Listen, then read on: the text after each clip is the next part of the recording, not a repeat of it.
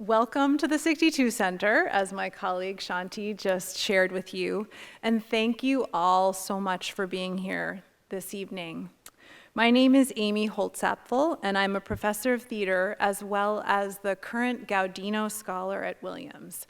This is a 3-year position given to a faculty member who intends to bring radical new ideas and approaches to the curriculum.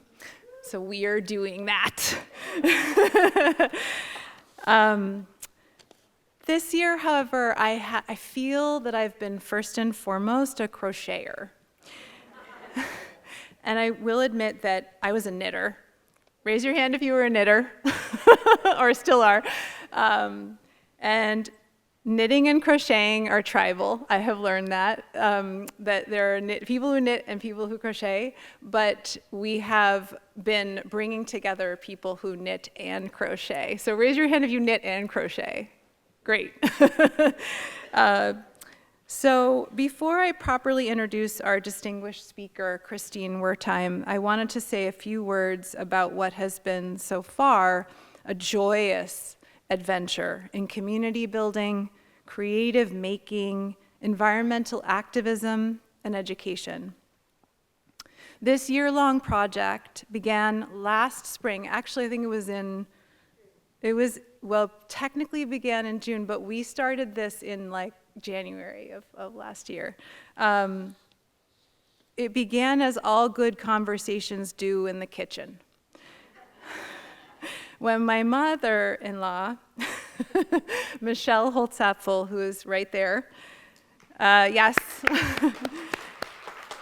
shared with me a book about the worldwide phenomenon of the Crochet Coral Reef. Actually, she just passed it over and said, "Take a look at this." And while stirring the oatmeal, she said, "Wouldn't it be cool if we were to do this at Williams?" And because I am in the business of making ludicrous fantasies a reality, I said, yes. The Berkshire Satellite Reef, as we have named it, has since then been evolving, growing, and multiplying. The project has involved so far over 400, actually 500 campus and community participants, and the list is growing by the day. And it would not have been possible without the hard work and energy of all of those, including all of you in this room, who have joined in the effort to make it happen. So I'd like to thank our major partners, the Gaudino Fund, the Williams College Museum of Art, the Zilka Center for the Environment, Williams Mystic, the Center for Learning and Action, giant shout out to ABC House, the Science Center, Scow and Sawyer Libraries, the 62 Center, the Dean of Faculty's Office, as well as our communal and regional partners, the Milne Public Library, the Berkshire's Art Center, Lenox Library, Adams Free Library, Mystic Seaport Museum, and all of the regional schools who've given over precious time in the school day to allow kids to do what I believe is most important to their development, which is to play. Thank you. Your dedication has brought us to the point where we are now beginning to construct and assemble the reef, made of corals created entirely from donated yarn. So I also want to thank those of you who have participated in our yarn drive. Mark your calendars for the exhibition's opening on April 18th. It is right around the corner from this theater in the Center Stage Theater, so you can come to the same location and go around the corner and join us in the center stage.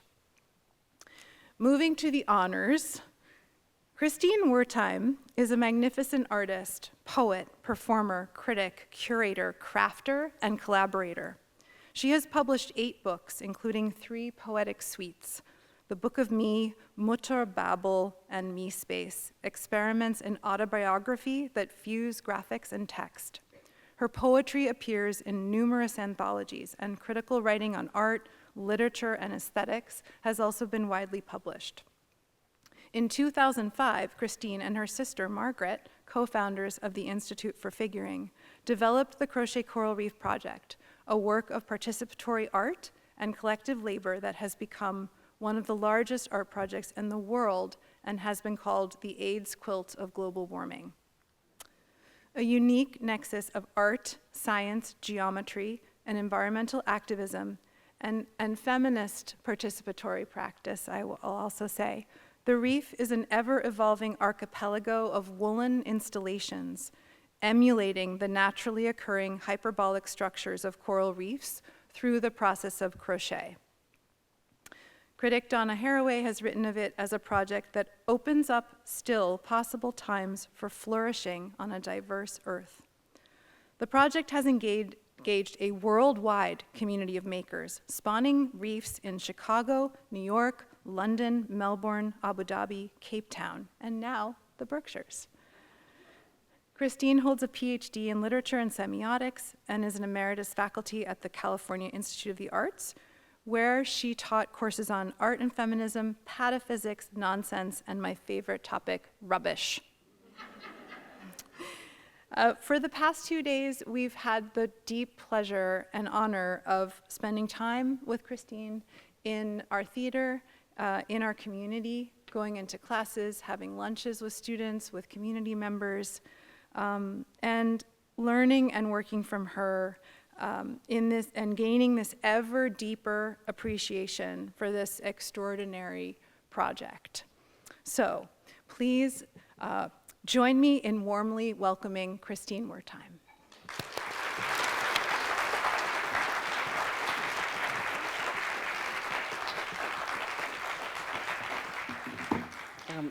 Thank you, Amy, and thank you all for coming. Before I begin, I'd just like to thank Williams College for this invitation. It's always a real pleasure to come to a new community and work on a new reef for me. And I'd just like to thank a number of the people at Williams College who have facilitated this.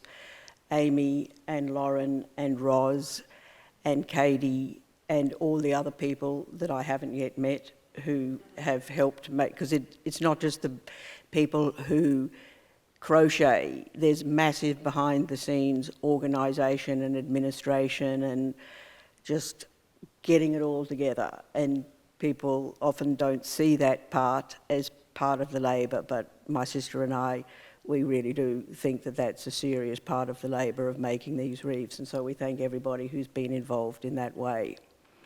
So I have to tell you now, my slide presentation is probably slightly longer than it should have been, so at certain points I'm going to just skip over a few slides because we won't get through it.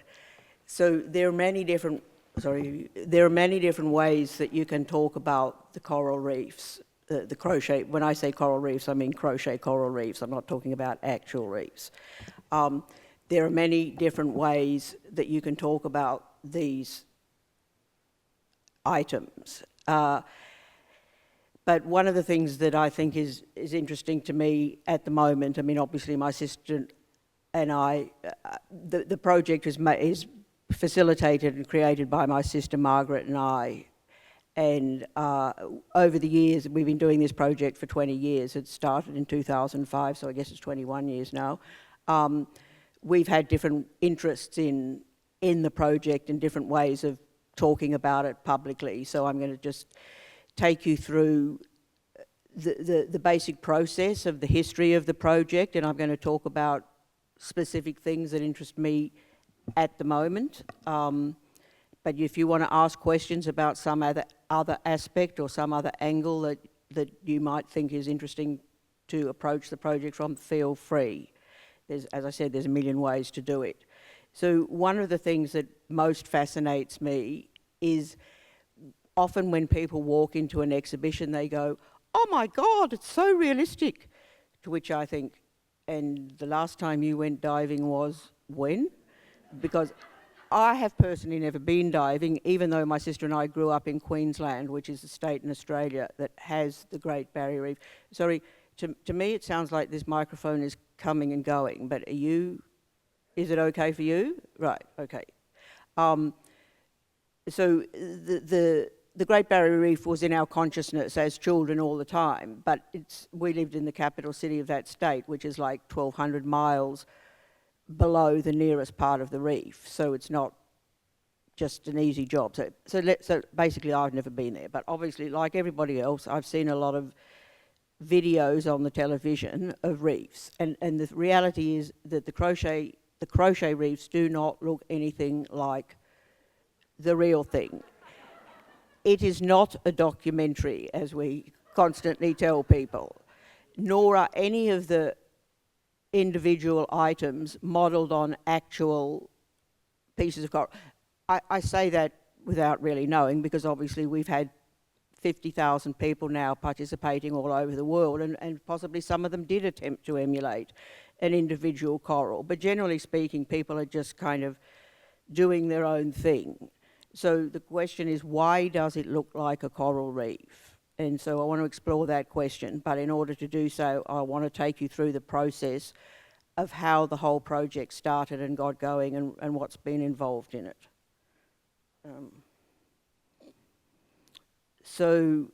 Just to set the scene, we always have and still do locate the project predominantly within traditions of feminine handicraft, or handicrafts that are coded feminine in our current culture today. The picture on my right is a picture of a woman called Kathleen Greco, who is she's an industrial plastics designer who also likes to knit and crochet, and the plastic products on the market that you could potentially crochet and knit with are too stiff. They're made for making lanyards. So about 20 years ago, she designed this thing called jelly yarn, which was designed specifically for women who want to crochet and knit plastic. And that's Kathleen with one of her own pieces. But we also relate the project to things like what I call hair work, which is memorial items that were made in the 19th century by women to memorialise usually members of their own family. Also very specifically, I'm not going to talk about the maths during this talk. If you want to talk about the maths at the end, we can, but the roughly edges that give the project the feeling, one of the things that give it the feeling of being made of corals, are called hyperbolic surfaces, and they have a different kind of geometry than the flat geometry learned at school. And I will say a bit more about that shortly. But women have been making these hyperbolic surfaces for a couple of hundred years. We don't know exactly when they started, but it's a few hundred years old, long before the mathematicians actually understood that they were a mathematical form. So we relate the project very much to traditional feminine handicrafts.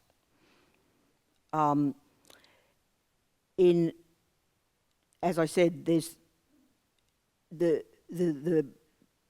formal aspect that gives the forms a sense of being like corals is this what's called hyperbolic surfaces. So there are three basically geometric surfaces: a flat surface, the surface of a sphere, where if you can imagine thinking the lines all go in, and the opposite, which is a surface of a lattice, where the lines all go out. So you get more and more edge the further out you go. And that's why there's a basic formula to making hyperbolic items. You simply go back and forth in a line or round and round in a circle, and you just continuously increase stitches. So every line you get more stitches than the previous one, which forces it to ruffle. Now, these surfaces were discovered, aside from the fact that feminine handicrafters had in fact discovered them hundreds of years before, but mathematically they were finally discovered to be a legitimate mathematical object in the late 19th century. But mathematicians thought you couldn't experience this form in reality, despite the fact that kales and lettuces and the edges of many flowers all exhibit these signs, but they couldn't see them that way.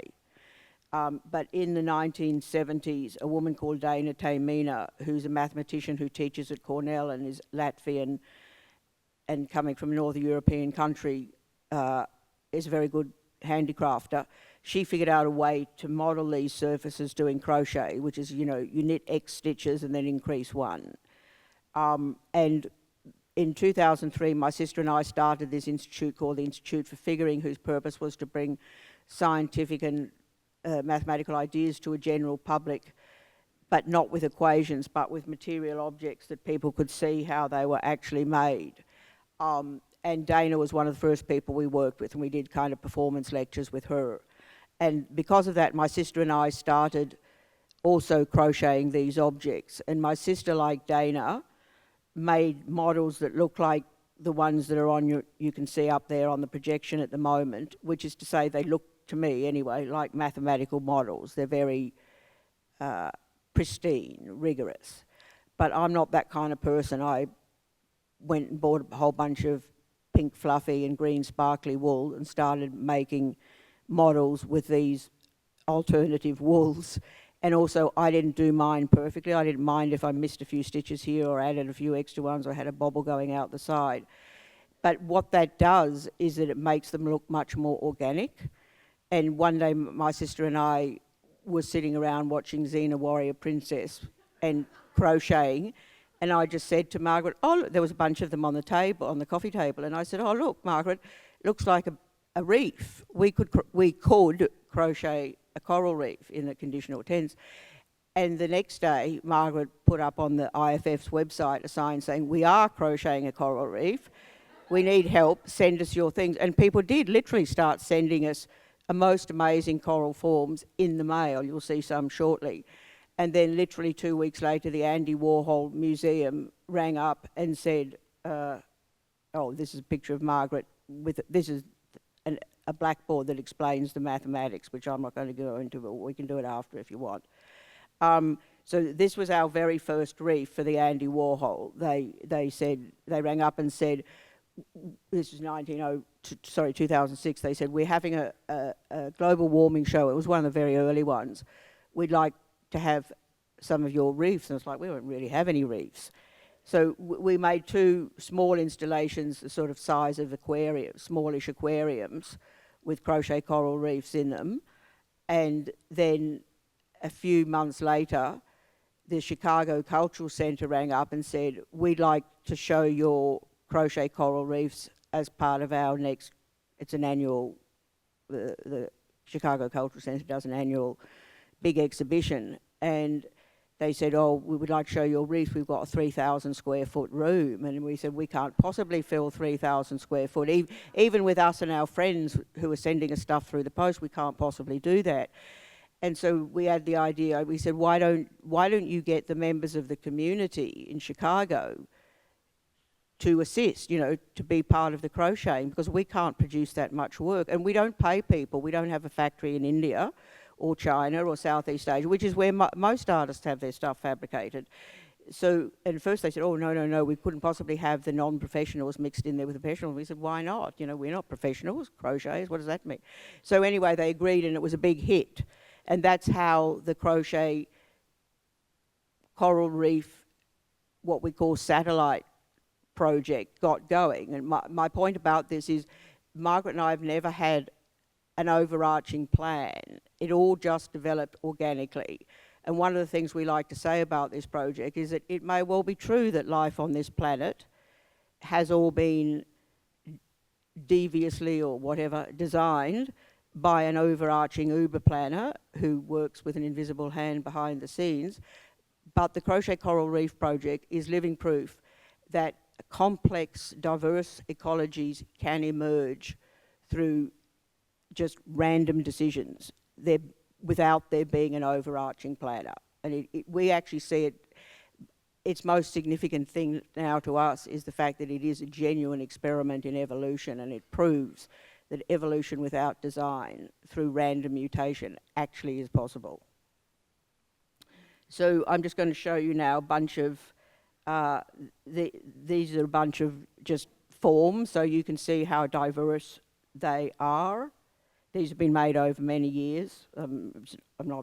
This is not chronological, I'm just showing you forms. So you can see how diverse, this is the one on your left, no, the one on my left, the one on, this big pink one, is a hyperbolic circle. Most people increase very fast and they turn into balls. If you increase at a much slower rate, you can get these really very big surfaces that curl up in most amazing ways. Both of these got sent to us through the mail. The one The little white one is made with what's called surgical wire, and it's tiny. It's probably about 3 inches in diameter. The ones on the other side, they're actually technically beaded, but there's ways of beading that are sort of got a relationship with crochet. It's called peyote stitch. And these literally arrived in our postbox one day. We couldn't believe that somebody would send these things through the mail. These also arrived in the mail about the same time. These are actually technically crochet. It's crochet with beads on the thread, and they're made by a woman called Vonda McIntyre, who passed away in 2019. If you're a science fiction fan, which we are, she's one of the great 70s feminist science fiction writers, and she calls her work, or other people call her work, what's called speculative fiction, which is often in her science fiction, like a lot of female science fiction writers, and especially from the 70s and 80s, women would write science fiction not about technology so much, but about hybrid creatures, like humans or creatures who are quasi-human, but they're like jellyfish in that they can power interstellar starships by literally swimming through interstellar space. So they're like a hybrid of human jellyfishes. And for us, Vonda is the kind of patron saint of the project, and we like to think of our work as speculative fabulation. So instead of speculative fiction, it's speculative fabulation. And I say that because, as I said, they're not realistic. But they do create an affect that really makes you feel like you're in a reef, even though they don't actually look anything like reefs, and I'll talk about that in a minute. So this red one down the bottom, that's another piece that Vonda sent us in the mail, and then on the other side, it's inserted in what we call our toxic reef, which I'll talk about later. So these are just, so up to now I've basically been focusing on hyperbolic forms, but not everything in reefs is actually hyperbolic. In fact, if everything is hyperbolic, it doesn't look like a reef. You need other forms as well. So these are some kinds of other forms: staghorns, branching structures, tall straight poles. So the individual forms of the corals have been evolving and changing and mutating and have become extremely diverse. And every time we think we've seen, oh, that's, I'm never going to see anything new again, we say, oh my God, we see a new thing that had never been. But at the same time also, when you make a coral reef, you've got dozens or tens of thousands of individual pieces that then have to be curated into large-scale or small-scale three-dimensional sculptures. So it's like you ask a region and say, make little pots of paint, and they send you in 10,000 pots of paint, and then somebody's got to turn it into a picture. So the curation, what we call curation, for want of a better word, it's really more like three-dimensional painting with corals, has also evolved. So these are two pictures of very early works. Actually, they're not the very earliest, but they're pretty early. But gradually, for a long time, we stayed on the horizontal, because we didn't really know how to go upwards. So even though we had these tree structures, they were still largely a bit like being in aquariums. And then finally, we figured out how to go vertical we discovered a product called sonotube, which is used on building sites for pouring concrete pillars. And so the vertical ones are made by attaching the corals to sonotubes.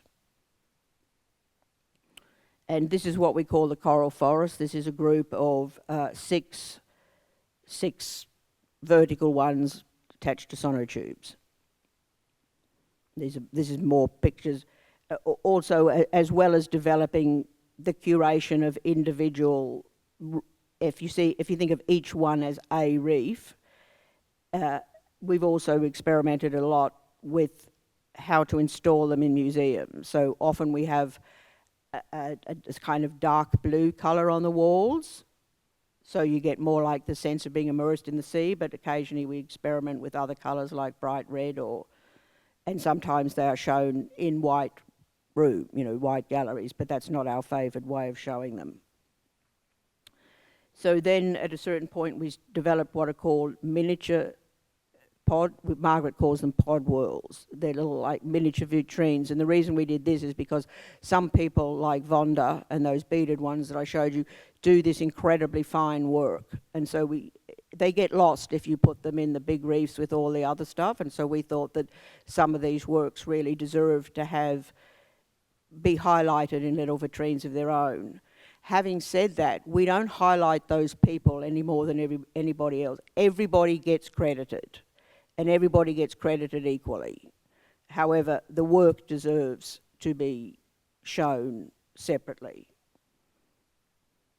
So these are, one of our exhibitions was in 2019 at the Venice Biennale. So the top picture is some of the pods in Venice displayed. Sometimes they get displayed on pedestal, sometimes they get attached to the wall. So it's at the top there, attached to the wall, and the bottom there on pedestals in front of some wall works. And I'll talk about the wall works again in a minute. And we also then developed large vitrines for very special work, very fine work, but that we wanted to make larger installations. This is what we call the bleached reef and the toxic reef, which I'll talk about in a minute. I'm just sort of showing you a diverse array. So there are two aspects of the project. There's the reefs that Margaret, my sister, and I personally curate and in fact do a lot of the crochet for, but they're not exclusively crocheted by us. We also have a collection of people who just have contributed, have sent us stuff over the years, and we've put it in our reef. So what I call the IFF reefs have predominantly made by Margaret and I, but with work by another 30 to 50 people, and we credit all of them. Then there's what we call the satellite reefs or the community reefs, which are made by local communities. So our collection travels around, and sometimes it's shown by itself, and sometimes it's shown with a community reef, and sometimes there's only a community reef and there isn't any of ours. Sometimes it's both, sometimes there's one, sometimes there's the other. So this is, I'm just going to show, and the community reefs are made because a community approaches us and says that they would like to do such a project. And the community can be anything from a high school to a college to a city to a nation. Two nations, Germany and Austria, both did a German and an Austrian reef, and they invited the entire country. And they have both been the biggest reefs that have been produced, and we'll get to see them. So these are some early reefs that were made by local communities, mainly in the United States. This is the Chicago reef, which is the very first one, and it's got a bit of the NYU reef, which was the next one. So this is that same reef installed in an early big exhibition we had. So you can see that the exhibitions evolve over time. And this was the first European reef done. It was done on an island called Fur, which is between Germany and Denmark. I believe it's actually technically part of Germany. And this, you can see the size of this reef. It was enormous. They had about 3,000 participants, contributors, I mean. And this is the part of the Baden-Baden Satellite Reef. Baden-Baden's a city in Germany, and they're the people that invited all of Germany to participate. Germany still has a very wide-scale distribution of women's journals, which give you instructions for how to do all sorts of things from cooking to crocheting. And it's the empire of the woman, Mrs. Burda, and the magazines are called Burda magazines. One of her sons now has an art museum, but it's her empire that funds the museum. And so it was a really great honour to be invited to do a project in a museum funded by basically an empire built on women's knitting. which is not very rare, but in Germany, apparently, it is common. Not common, but anyway. So the Germans being Germans, they had a spreadsheet where they recorded all the names of everybody, and they got over 4,500 names. I actually think there's more people for reasons I won't go into right now. But they got over 45,000 individual corals. 45,000 individual corals is absolutely a monumental amount of corals to have to wrangle into three-dimensional sculptures.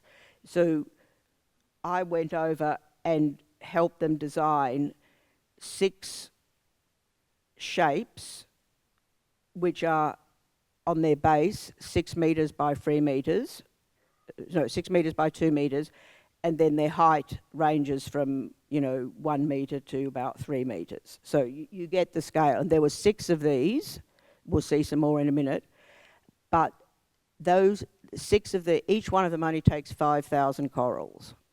So 6 of them used up 30,000 corals. So we still had over 20,000 corals left. And we'll see what we did with that. Because museums like to be committed to using everyone. Like, we kind of have a no child left behind policy. But in this case, it was so overwhelming, the amount we had, it was a bit difficult. This is another one from the same, this is the red, white and blue one. So for those who know about feelers, this is the feeler. The Baden-Baden curation team went berserk with feelers on this one. I love it, but and these are some close-ups. So these are not individual pieces of crochet. Each one of these sub-piles has dozens and dozens of pieces which have been carefully curated into these beautiful piles, which takes a lot of skill. And these are just some more details from these same Baden-Baden reefs. And just for your interest, see that green object in the middle of the one on the right? That's a single strip of hyperbolic crochet, but on a line. I put it onto that thing. It's on a single piece of wire, very thick wire, but it was probably about 100 feet long, and it's just kind of forced into on a pole. They were beautiful. And the ones in the foreground, the fluffy pink ones, are actually made of plastic. I've been trying for years to encourage people to make plastic, but not many people are interested. So just a few more pictures. These are the Baden-Baden reefs, but they're not installed in Baden-Baden. That show was opened in 2022, and since then they've travelled all around the Germanic countries, so they've been to many museums now. So what did we do with the leftover corals? I said one day to the curator, why don't we make wall works? It'll just be like Jackson Pollock on steroids. And it is like Jackson Pollock on steroids. Afterwards, if you like, he had a fit and said, no, that's not true. He did like them, but he refused to accept that they were anything like Jackson Pollock. And if you want, we can talk about that later, why, because it's an interesting and highly gendered question. So this work is 21 feet by 9 feet. You're not actually seeing all of it. And you can see, it's even though it's on a wall, it's very three-dimensional. So then after that reef, which is the biggest reef that we've ever done, and we regard it as the Sistine Chapel of reefs, crochet reefs, then Austria asked us to do a project. And we thought, well, how can we make it different? We don't want them to all be the same.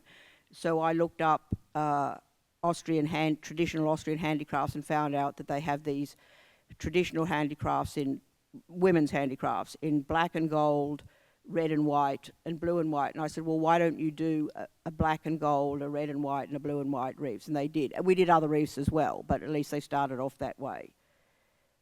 So, this is by way of showing you how do you make reefs different, and a big part of it is the colour choices.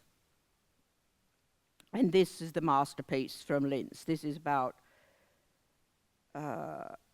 30 feet by 7 feet, and it's actually based on, in my mind anyway, Gustav Klimt. but maybe you don't see it that way.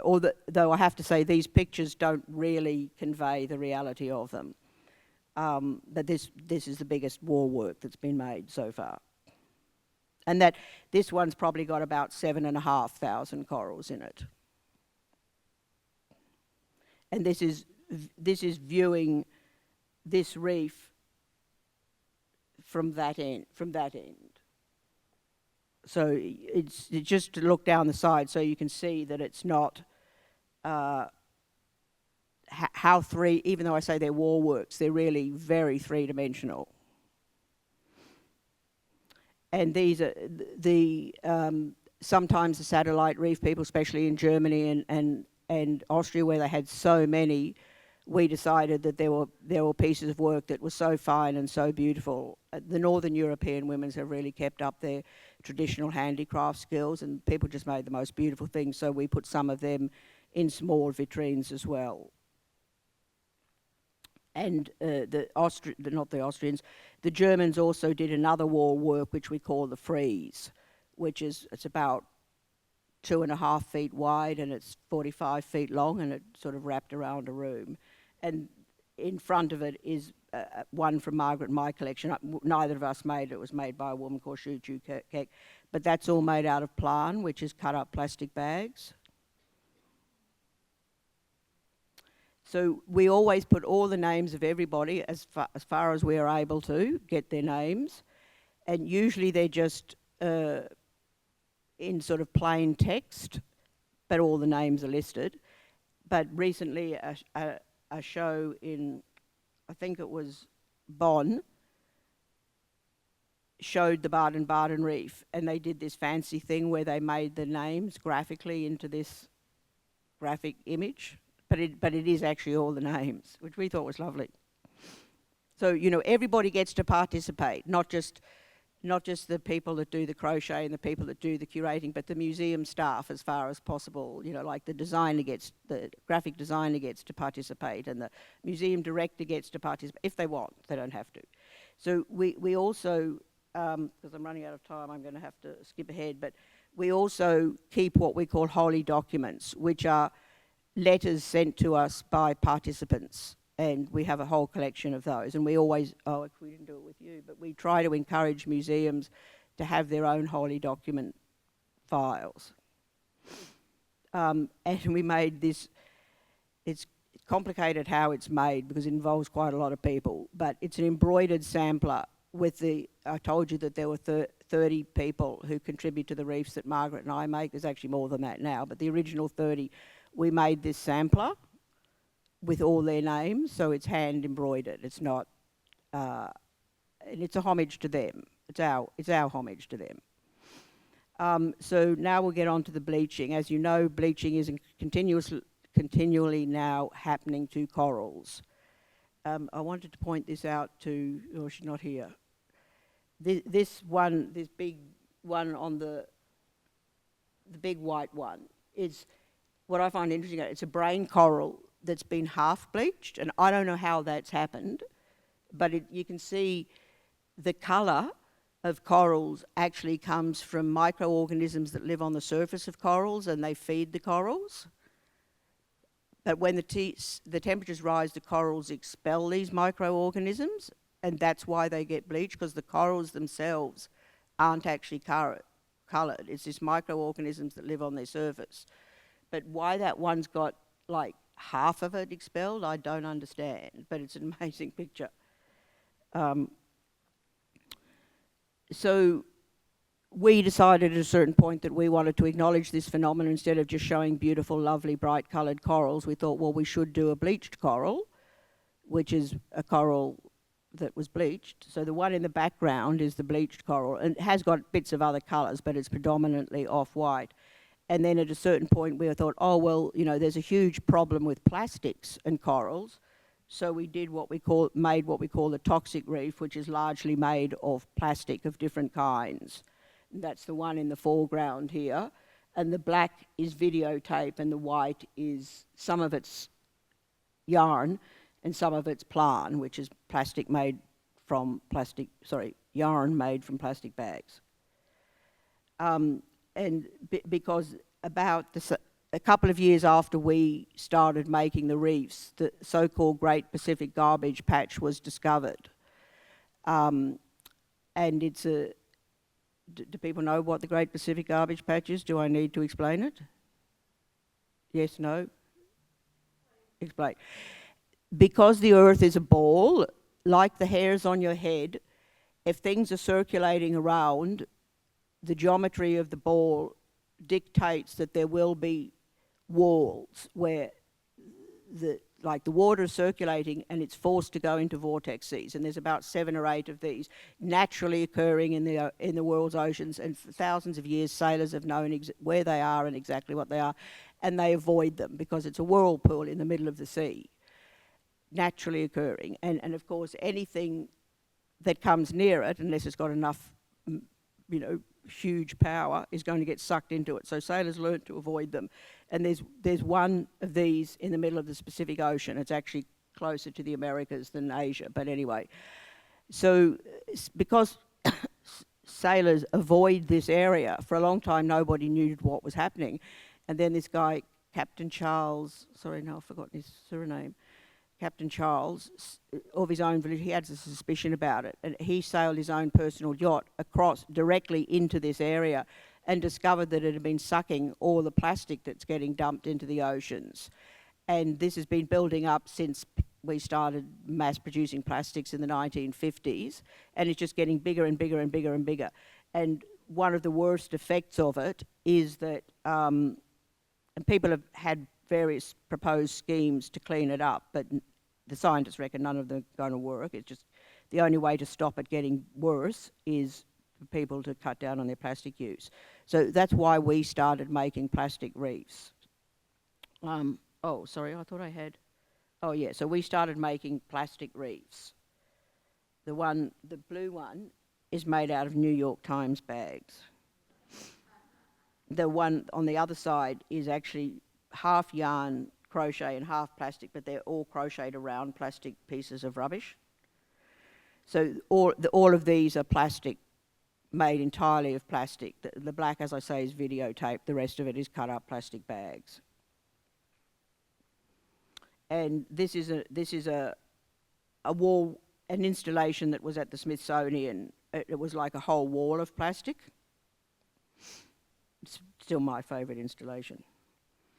And this is one that was done for the Helsinki Biennale in 2023. And again, it's all plastic. What is? Oh yes, this is a close-up of a small portion of the toxic reef, and you can see the black stuff that is videotape. And I just want to point out, see these starry things at the bottom? They're pieces of factory-produced lace by anonymous Chinese factory workers, because that's where they come from, Chinese factories, but they're handmade. And for a long time we had to really fight the museums to allow us to put the names of all of the participants on the walls, because their idea was, well, you, Margaret and Christine, are supposedly the artists. Why should we put these other people's names? We would say, well, it's a collaboration. And finally we convinced them that yes, they should put all the names on. We insisted, but Margaret, who does the paperwork, had to have huge battles with these museums' legal departments in order for them to allow us to do it, even though it was in the contract that we had with the museums that the names must go on the wall. And then after about 5 years of wrangling on that issue, then they decided, well, oh, okay, we're very happy to put the names of all the ladies, and let's face it, 99.999999999% of contributors are ladies, not because we've asked it, just they're the ones who want to participate. There have been a few men. So then the museums decided, well, yes, they're making the work, why should we put your names on? And then literally Margaret had to spend another 5 years arguing for why, they wanted to have shows. It happened even in Germany. They wanted not to have our name on it. It's like, sorry. And Margaret had to have these legal battles. But why did I sidetrack onto that? But anyway, so the toxic reef, my original name for it was Bikini Atoll. As an Australian, I grew up in the 80s and we all knew what the phrase bikini atoll meant. I have become aware over the years that it is not necessarily the case that people in the US know what the phrase bikini atoll means. Do you? You do know? You don't know? You want an explanation? Bikini Atoll from 1946 to 1958, that is to say after World War II, after Hiroshima, the US continued to develop nuclear weapons, and it continued to test them, and the places it tested them was in the South Pacific around an island whose name is Bikini Atoll because it is Coral Atoll. And that's where they did all their major tests. And apparently that is where SpongeBob and his friends live, at the bottom of underneath Bikini Atoll. And there are distinct references to SpongeBob in. But it's also interesting historically because it relates to something else. Although two-piece swimsuits have been known in the West since ancient Greek times, there are frescoes, mosaic friezes of women in two-piece swimsuits from, BC. The modern two-piece swimsuit was invented almost simultaneously by two French designers. The first one, Jacques Heim, called his outfit the Atome, and very shortly afterwards, another guy, Reard, developed his even more body-revealing, that is less covering version, which he called the bikini. And he released it the day, or 5 days after, I think it was, the largest atomic bomb was ever dropped on Bikini Atoll. And it got a huge amount of publicity because he called it the bikini. And he's never said why, but everybody believes that he called it the bikini to capitalise on the media attention of the atomic test. And he literally said, because his predecessor who'd done the slightly previous version had called his the Atome, I don't know why, but Reard actually said that his bikini had split the Atome. And I love the fact that, this is all connected to crochet and coral because, as we know, in the 70s and 80s, there was a big phase of crocheting bikinis. So bikinis, crochet, atomic bombs are all related. It's not just about crocheting. It's also got to do, crochet and corals have also got a lot to do with the military. Well, not a lot, but a little bit. These particular items, which are very special, were also sent to us in the mail by a woman who called herself Granny Tech. She was in her 80s, and she crocheted these out of something called electroluminescent wire. And it was a product developed by the Israeli military to lay out landing paths for planes in the deserts at night. And she crocheted, I don't know where, she lived in San Francisco, and she bought this product from some electronic store in San Francisco. And this is the genuine Israeli stuff. And then very quickly the Chinese copied it, and now people have wristbands of it in nightclubs and stuff. But it was originally an Israeli military product. And so she made and what you do is you plug it in to an electrical source and it glows like neon. It's kind of like knittable neon, crochetable neon, except you need an electrical source, well, like you do for neon. And lastly, the connection between coral and crochet and military still haunts us because, as you possibly know, there's a thing called the Karg Coral Island, which is off the coast of Iran, and it's the major hub through which all Iranian oil gets released into the world because it's in this very, very deep trench. So big ocean-going liners freighters can go through it. And it, fortunately, it's just been fairly bombed to smithereens, but it's a it's a coral. Now I can mix up crochet and coral.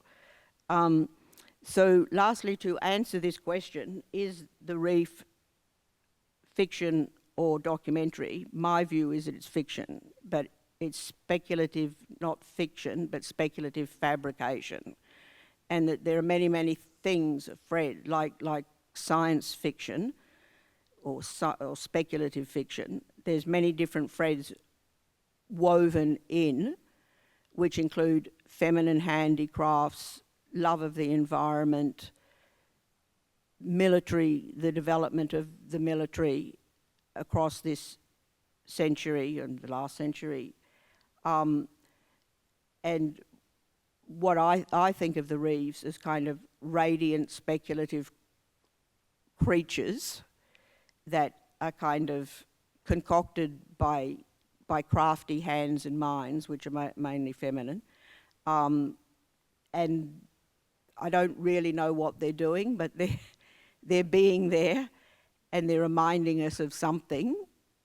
And I think the reason that they evoke the feeling of real corals, even though they actually look nothing like corals, is because the process is exactly the same. There is no overarching designer. They're made by thousands and thousands of individuals who each one makes their own, and then they all come together through, again, complex processes of agglomeration.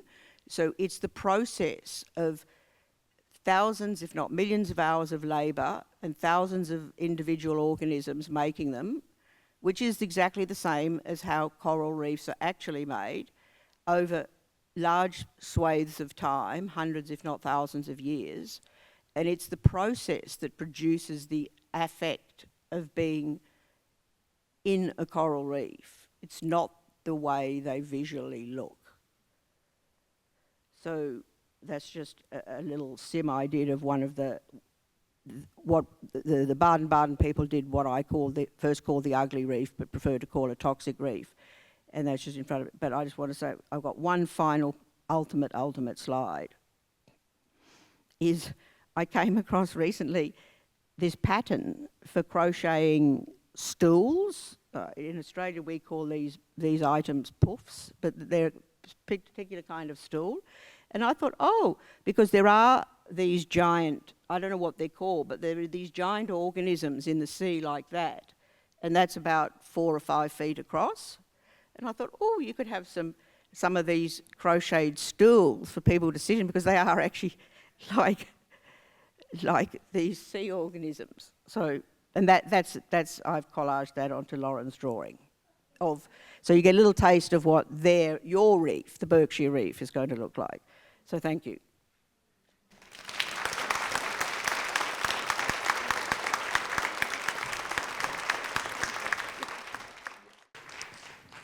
So this is an opportunity really for you all to ask Christine some questions that might be on your mind. I wanted to start by just saying that this project has just taught me so many things about patience, about, well, the kind of like waiting for something, right? Like it's taken a year. And so normally in the theater, I take, we have, we'll have durational work, but it's not quite a year-long process of excitement, of generating. And we're so close to being able to share the exhibition. So it's been very, very exciting. And also just the joy and beauty of sitting around a table with people every week. I like to think of the performance of this project as one that is happening in the circles every week. So we've been performing this project, since last June together in all of the workshops that we've done and in the circles that we've had. And that's, to me, really the as you were saying, the sort of art of it is the coming together and the crafting and crocheting together and in community. So I just wondered if you might talk for a second about your own experience of being in different communities with this project, and if there's something that, you've talked about some of those examples, but if there's something that you feel as an artist that you've really learned from crocheting with other people, I guess. Thank you for that question. Well, what I've learned, I actually haven't done a lot of sitting around with other people crocheting. I've done in the early days, because Margaret and I would give the workshops in how to crochet, whereas now the institutions like your own, you guys do it. So nowadays our job is more to come in and assist with the curation and teach people like what curation, by curation I mean turning these little pots of paint into a three-dimensional sculptural picture. And that's the bit that I find really exciting and communal, to be working with other people making this giant three-dimensional picture. And it's really interesting because people have completely different ways of going about it. In the Baden-Baden Reef, which I was very deeply involved in, they had a curatorial team, and the core team was about 6 or 7 people, and they all worked together on all the reefs, whereas in Linz, each of the individual core people made their own reef. Like one person curated the black and gold reef, another person curated the blue and white reef, another person created the red and white reef, another person curated a reef that you didn't see that was predominantly purples. So that was their choice. They get to do what people get to do what they like, but it's interesting to see that even in a kind of team project, people have completely different ways of doing. But I guess the thing that I think I've learned most from working with people is you come into a room and there's 45,000 corals and you're just like overwhelmed. You've got to start somewhere, and the only way to start is you have to start walking around the room and picking up things that speak to you and say, oh, I like that one, I'll put that here. And then you gradually find other ones and you think, oh yeah, well, I'll put that next to these ones. And you just come across these mind-blowing individuals. I'm talking about the corals. And then you meet the mind-blowing individuals who made them. And it's really, you meet a lot of beautiful objects and a lot of beautiful people who made the beautiful objects. That's so great. At one point, when we had all of the corals down on the floor, I came into the theater and I actually like lay down in them. I've done that. And I sort of like did a snow angel. Yeah. I did a snow angel. You've done that.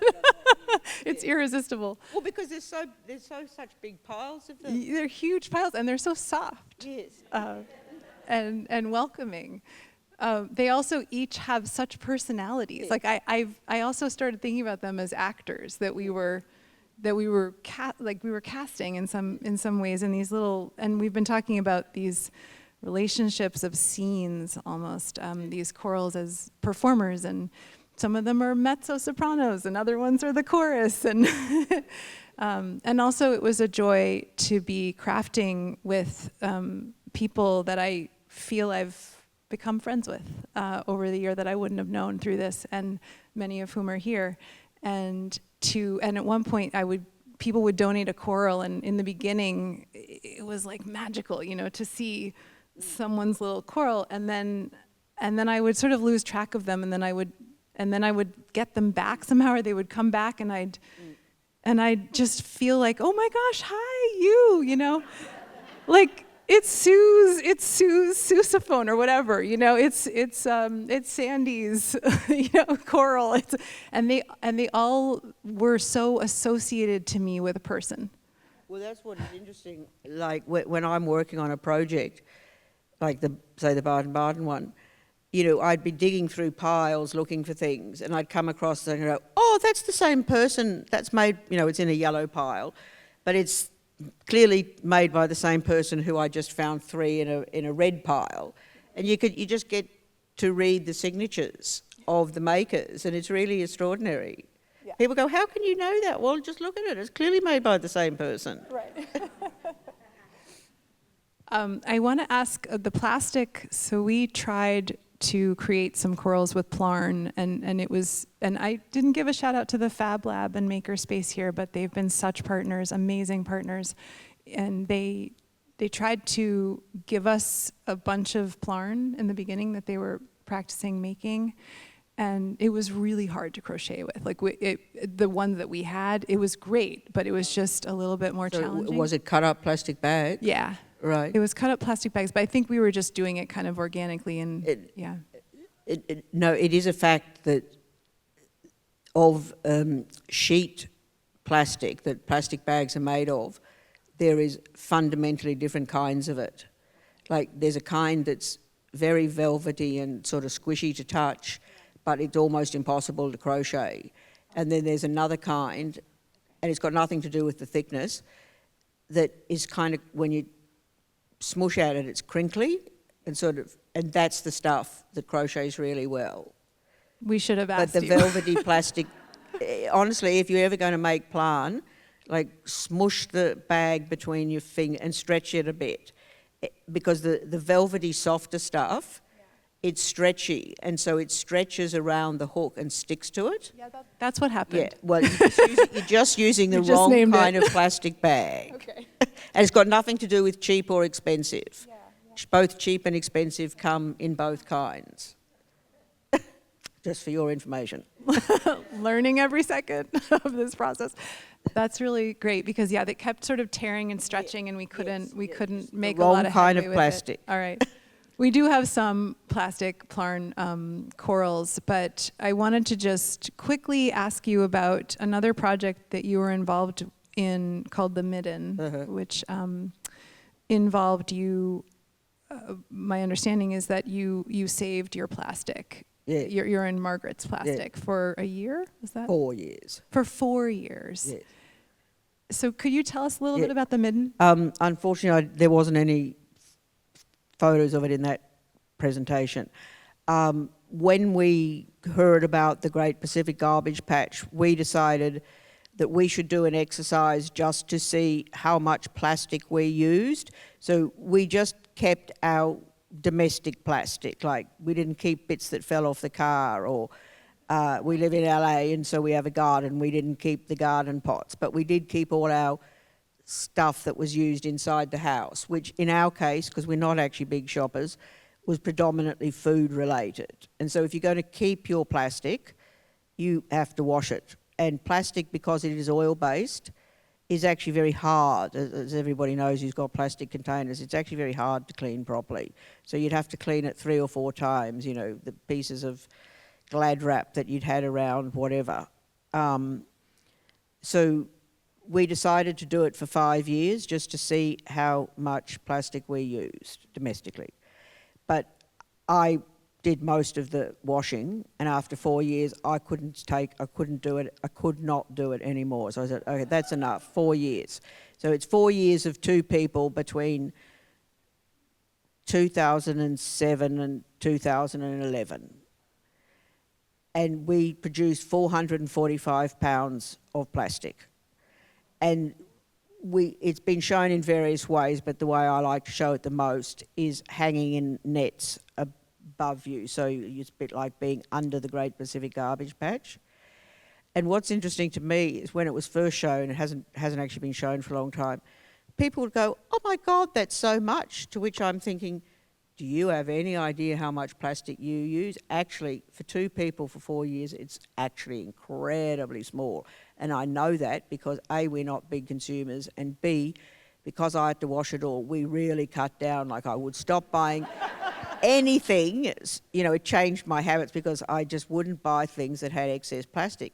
But I can tell you, there's no way in the universe we could produce that now. The same people, if we did it, the same project now, I guarantee you it'd be at least 3 times bigger, at least, simply because plastic packaging, even in that last 14 years since we did it, has increased so massively. I mean, I really notice it because if you do a project like this, you really notice plastic packaging. And that, that's terrible. I wish somebody else would do it again to see just how much it has increased. Now's your chance, everyone out here. I'm not going to do it again.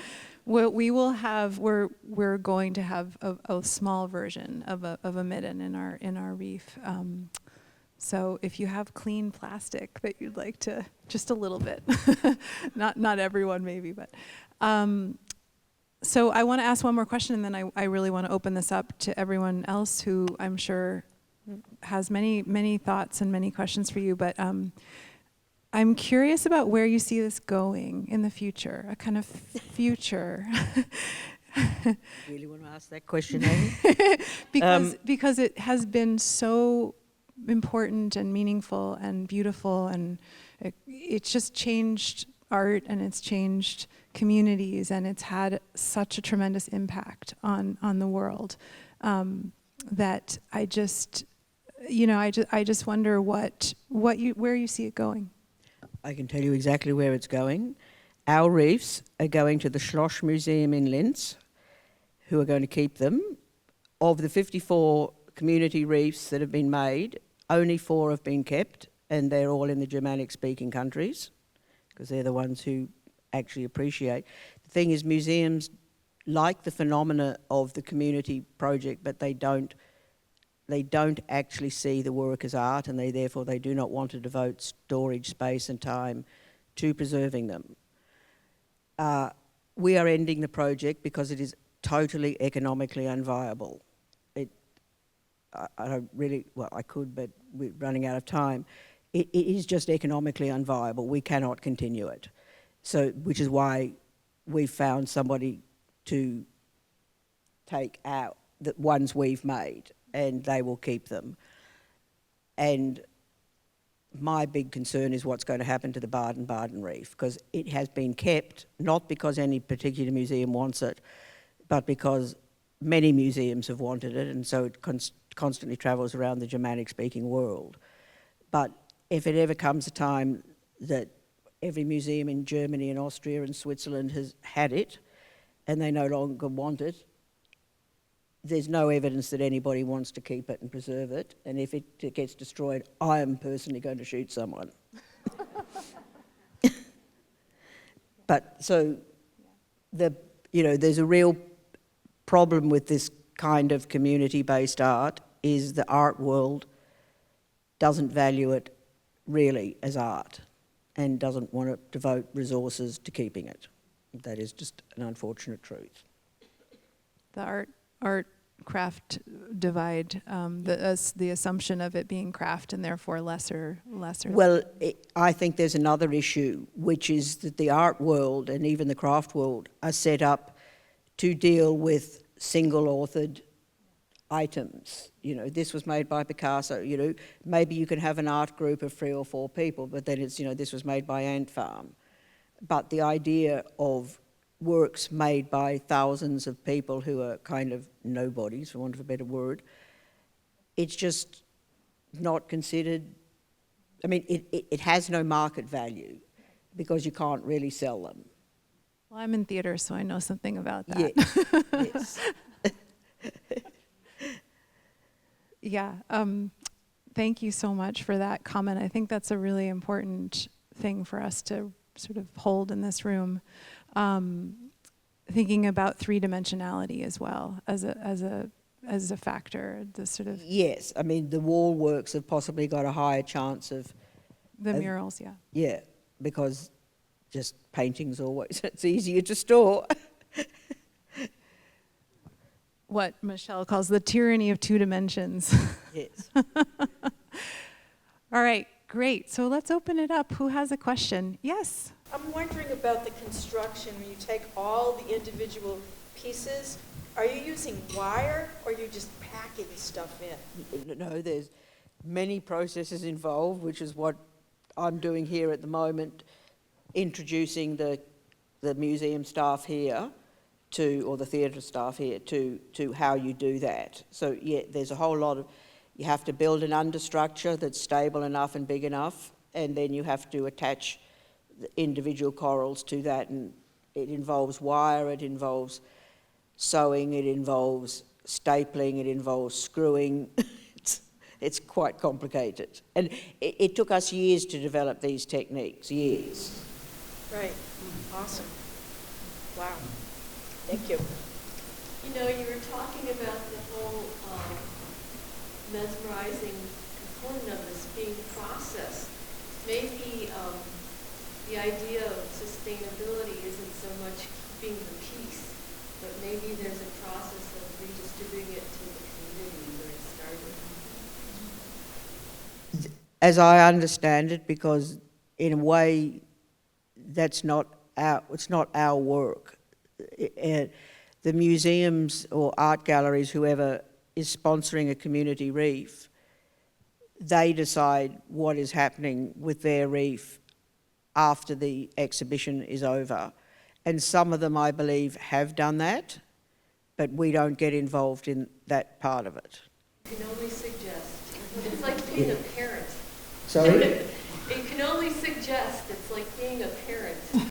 Yeah, well, I mean, we always encourage them to think about it well in advance, like what do you think is going to happen? And then at a certain point, the end comes and somebody has to make a decision. And some of them do redistribute them. But yeah, it's an issue.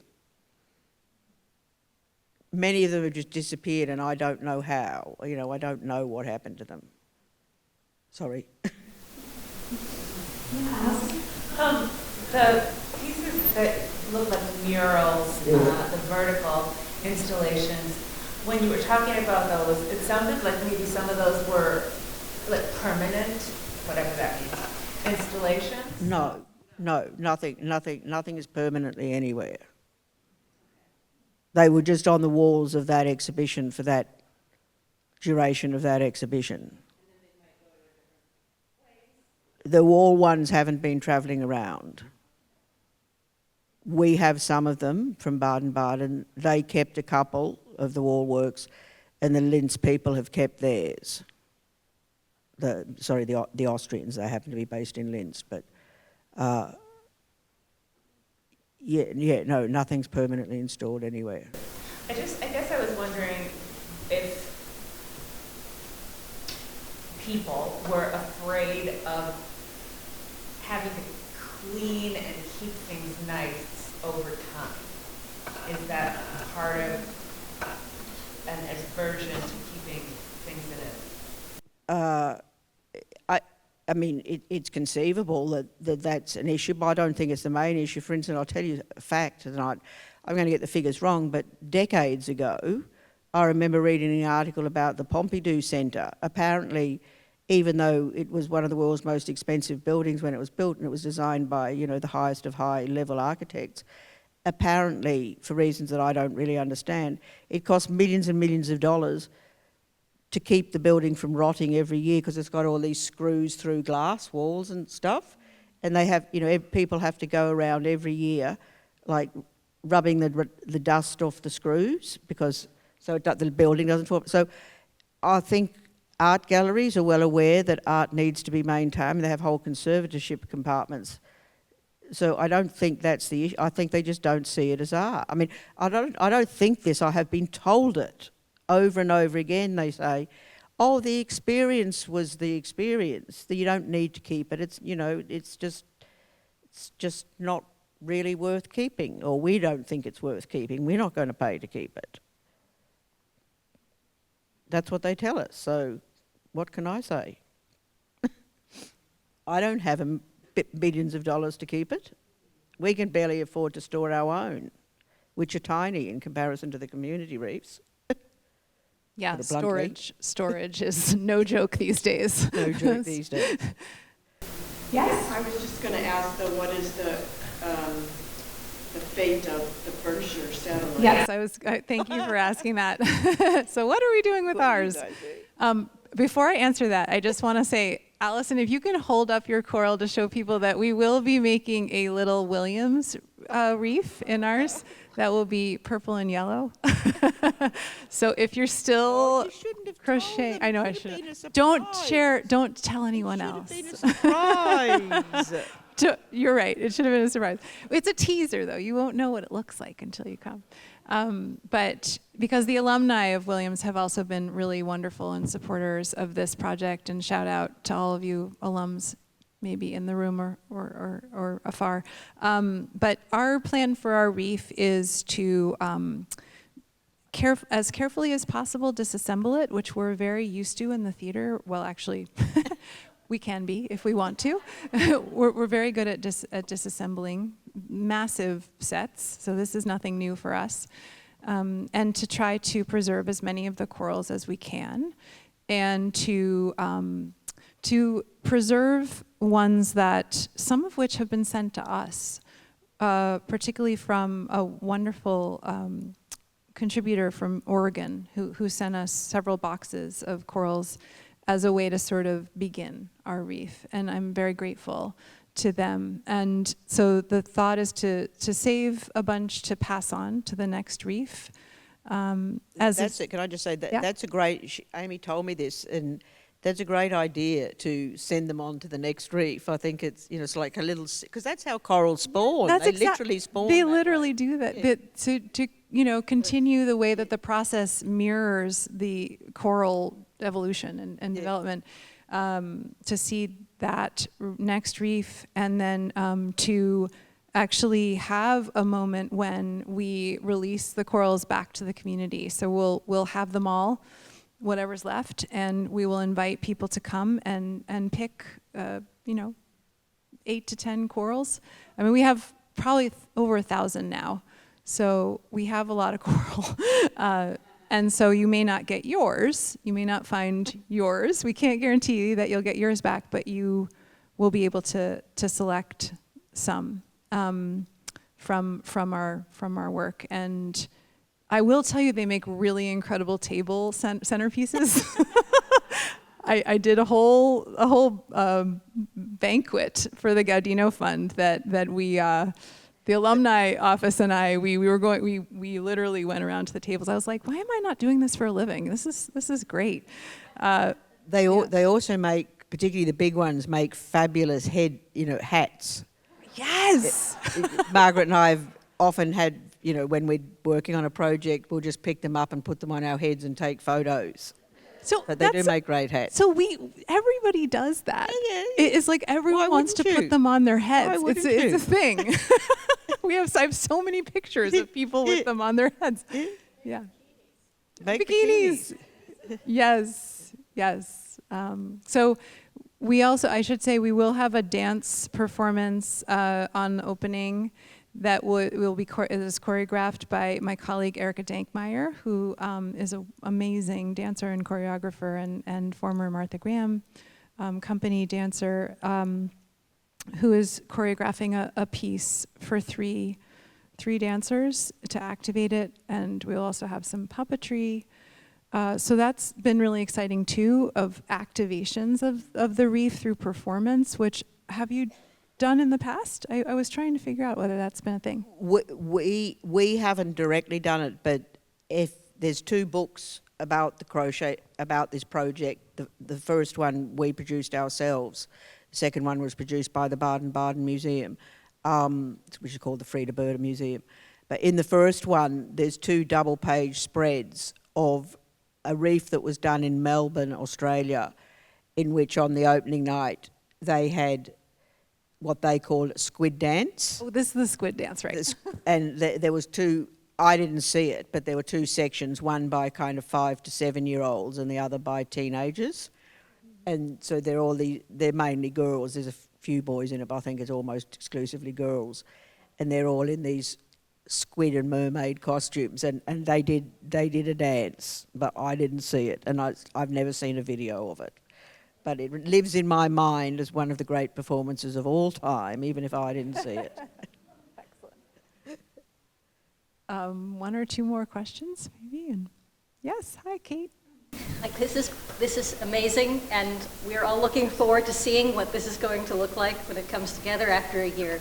And I wanted to ask you about the impacts around the world that you've talked about, and the ways that you've seen communities come together, and the conversations that have come from this project. You referred to it as the AIDS quilt of global warming, which suggests a depth of community response and of thoughtfulness that comes from people's responses to being part of the work. Sorry, I'm not entirely sure what the question is. How you have seen communities come together in conversation around this project.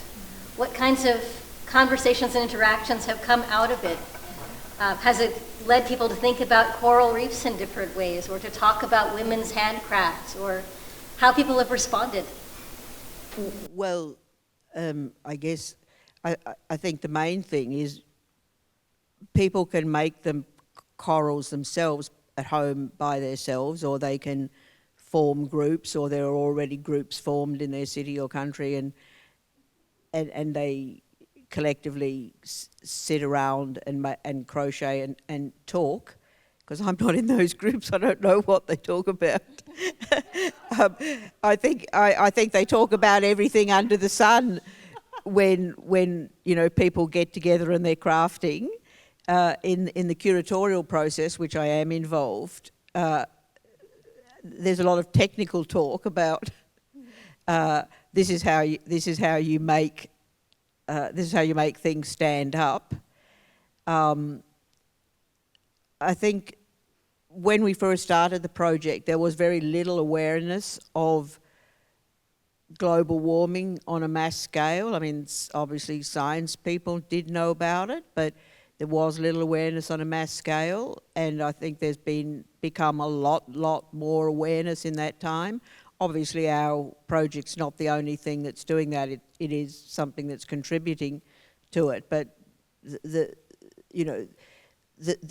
I guess real coral reefs are now seen as kind of the really huge indicator of what's happening to the planet, because they are like the canary in the coal field, and it's because people love them so much that they don't want to see them die.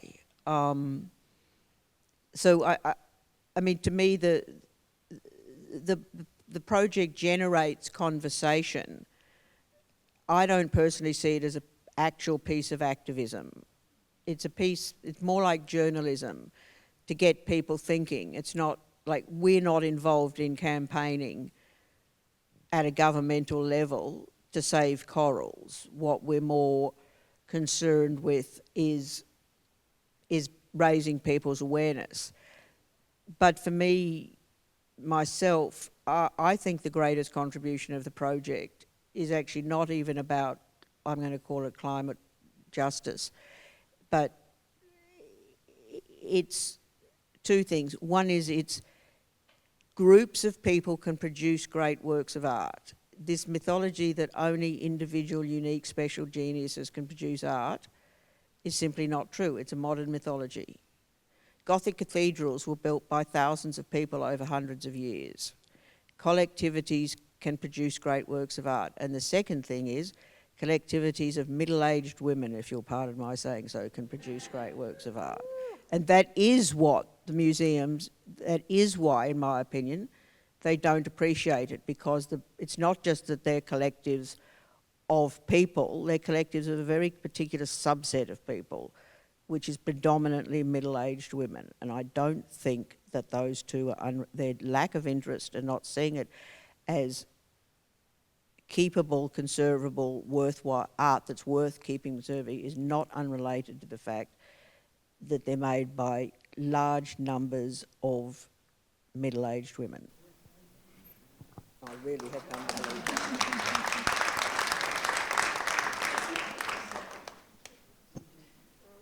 I don't know if anybody has a final question. Do we have one more question? Oh, okay, great. The reason why the exhibition is only for whatever it is, like 4 weeks. I wish it could be. Because we're in a theater. So for us, this is a really long run. I wish that we could have it up for longer, but we're turning over the theaters for various events. Yeah. But we did extend it, though. It's extended till May 12th now. So yeah, we were able to extend it a bit. So that's exciting. And our version is an immersive installation. So it's really intended to be a theatrical experience with sound design and lighting to make you feel that you're in a reef. So I hope everyone will join us, and thank you all. Thank you so much for those of you who have contributed and Yes, spent thank you very much for your work. Given any amount of your energy and labor to this. I'm so deeply grateful, especially all the inner circle ladies from the Milne who are here tonight, who I will be celebrating at the opening. So thank you so much, Christine. That was amazing. Thank you, Amy, and thank you all. Thank you.